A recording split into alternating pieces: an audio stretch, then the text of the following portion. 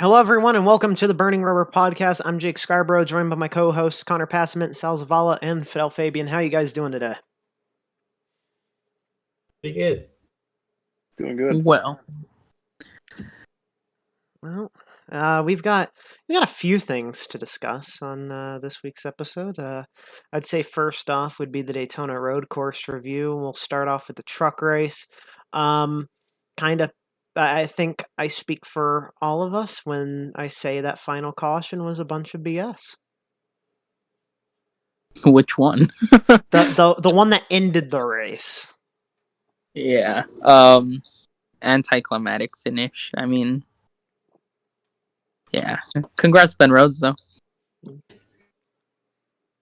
Congrats to him. Yeah.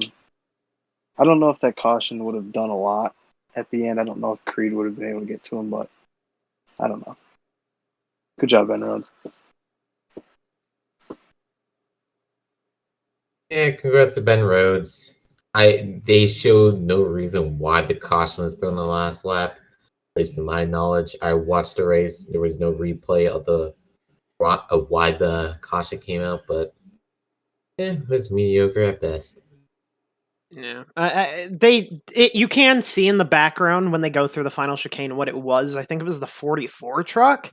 It was just parked up against the inside wall, but it was way off like the racing area, to where I don't understand why there was a caution. But Yeah, I've heard it was the 44, and then I think like minutes after the race, I had seen on Twitter that someone reported it was Deegan that was.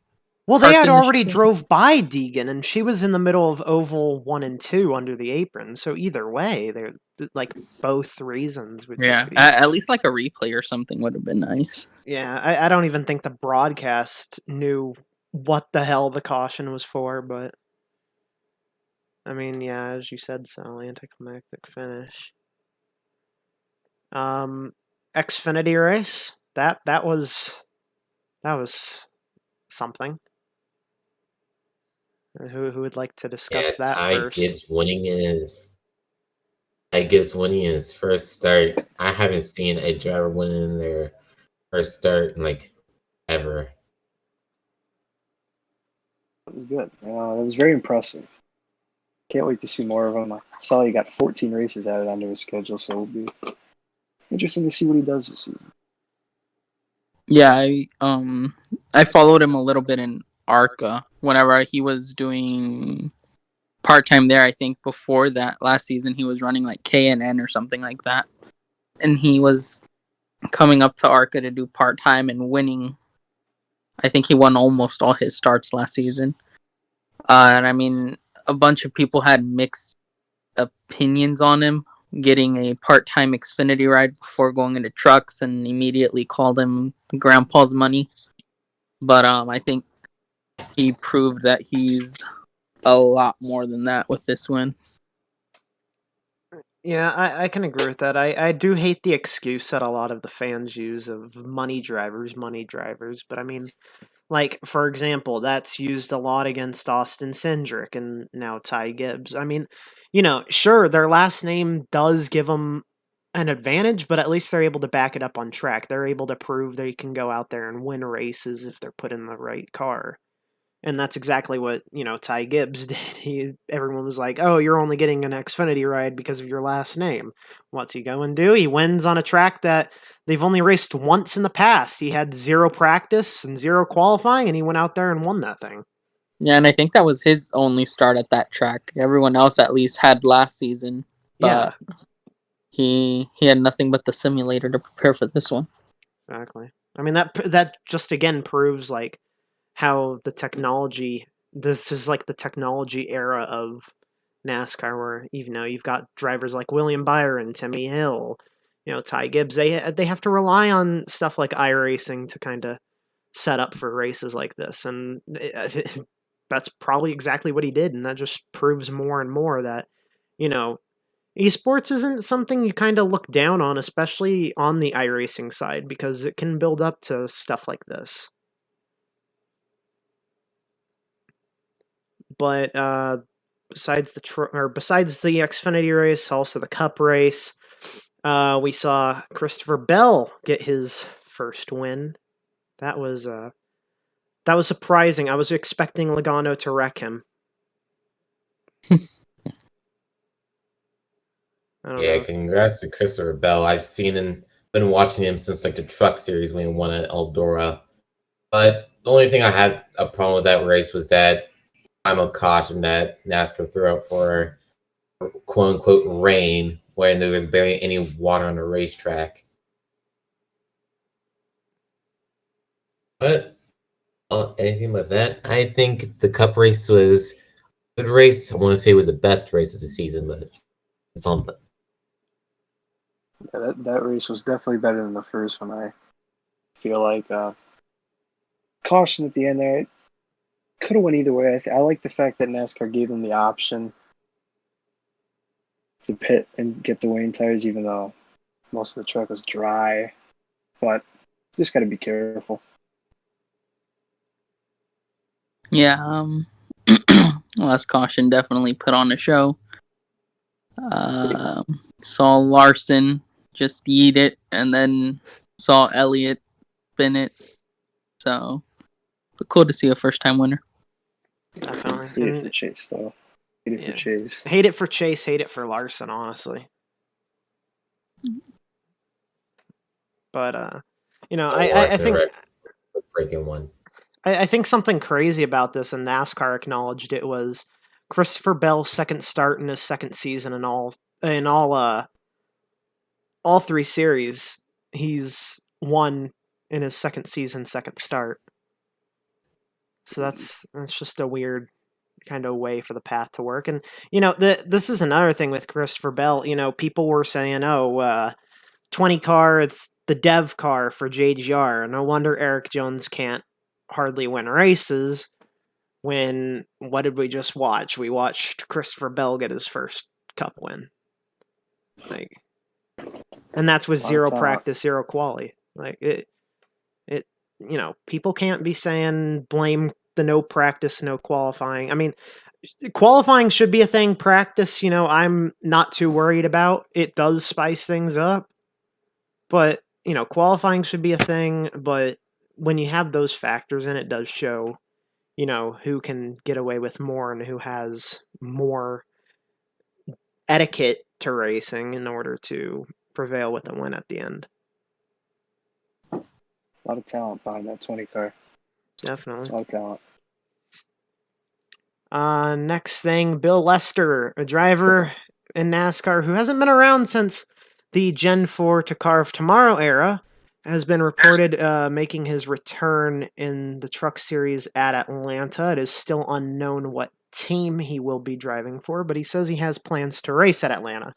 My opinion on this, it's cool to see an old face back in the sport. I don't know about you guys.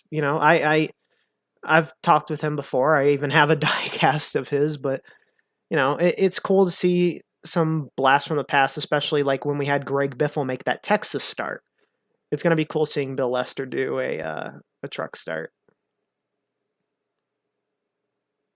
Yeah, the only thing I remember about Bill Lester was just him running the waste management car back in the day. But it's cool to see a old driver from that era come back. I feel like we're starting to lose our favorite childhood drivers nowadays. Yeah. So I think it'd be a nice touch for the Atlanta race truck series. Sal, Connor, you guys got anything to put on? Yeah, I don't remember much about Bill Lester. I was a little kid back then when he was racing, but I do remember playing as him in the video games before. But basically going off what Fabian said, it's cool to see him back. Cool to see some old faces. Yeah, it's I was cool just asking. Yeah, it's really cool to see. I mean, I'm really curious as to what team is gonna let him drive. My prediction is it's probably gonna be one of the smaller teams. It would be cool to see him do the 17 because I don't think the 17 has a driver for DGR at Atlanta. So I think that's an open spot for him to run. That would be cool to see him do that because now it would be like the Greg Biffle situation, put him in equipment that's able to win the race. But hey, you never know. Moving on from that, Homestead predictions. No truck race this weekend, so we've got the Xfinity race. Who you guys got winning that? Xfinity race? I have Austin Cindric. He's been doing so well this season. I think he's gonna go back-to-back championships like Tyler Reddick. I'm gonna go with my guy. He dominated both races here last year. Noah Gragson, the 9. Hopefully, he can get it done, and hopefully, there's no more cautions at the end. So, I'm going with him. Yeah, I'm agree with Connor. I really hope Noah finally gets it. My prediction is I'm gonna go with a Joe Gibbs driver. I'm going with Brandon Jones. I feel like last season he had a shot at the championship, and we saw him miss the. Did he miss the Final Four? Yes. Yeah, he did. I believe. Still, like he's had great drives out of him. He's been pretty consistent, but I mean, like, I feel like this is his year where he's gonna go for that title, and he's not looking back. And I honestly see him winning Homestead tomorrow.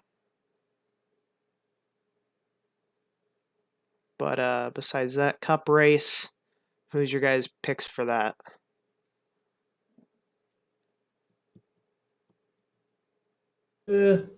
I see Larson doing really well. I feel he's going to get his first win of the season at Homestead. I'm gonna go with the guy that won it last year. I'm gonna go with Denny Hamlin.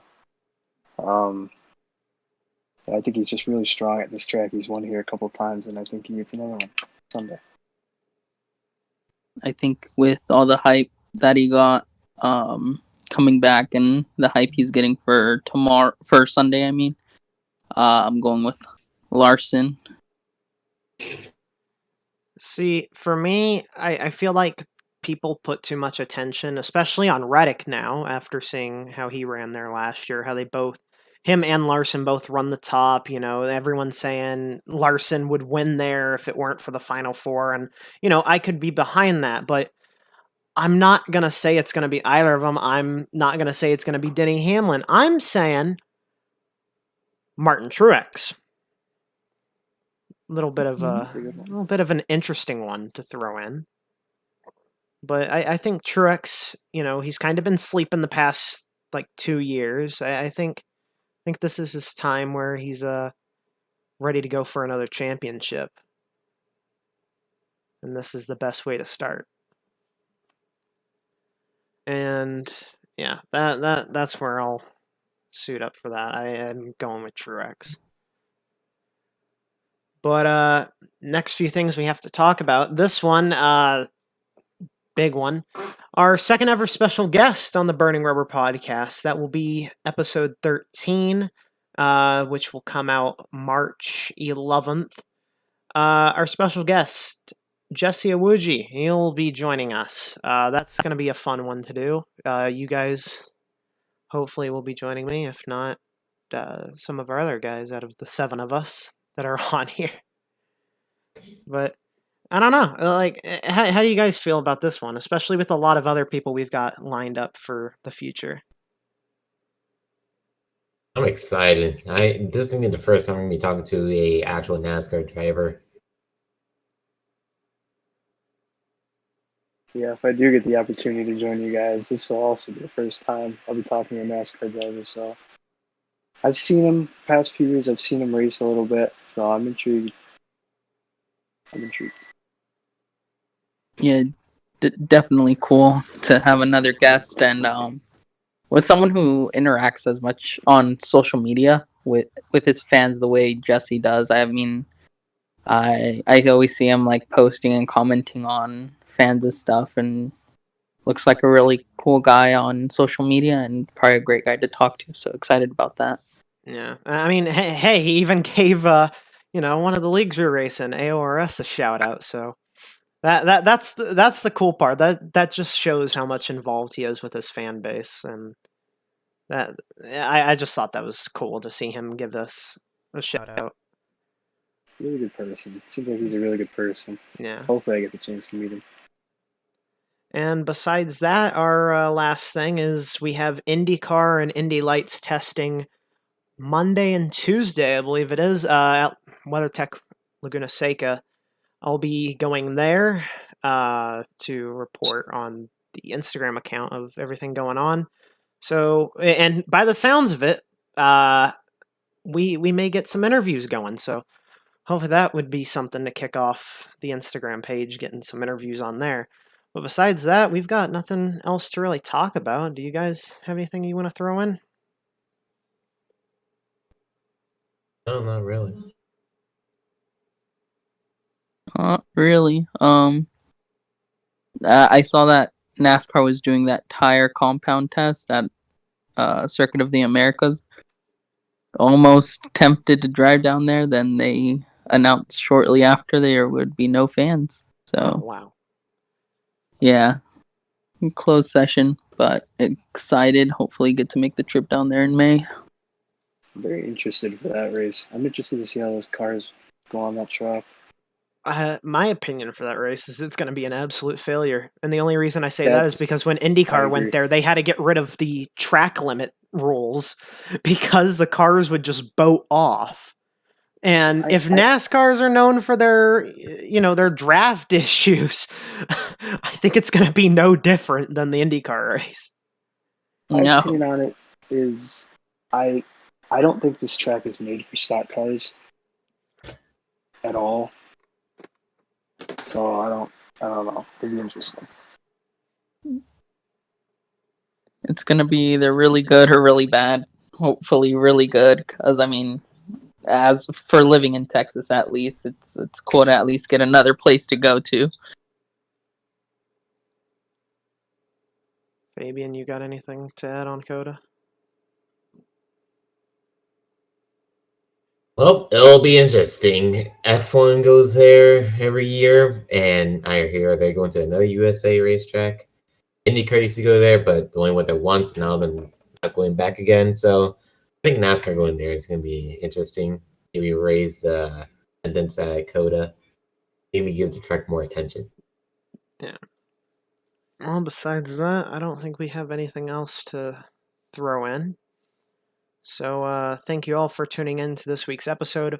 We'll see you next Friday for episode 12.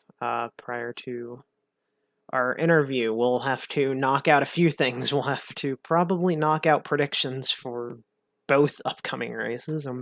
Hopefully we have a lot to discuss on that. But moving on to that, thank you everyone for watching. I'm Jake Scarborough, joined by Connor Passman, Sal Zavala, and Fidel Fabian. We'll see you guys next week.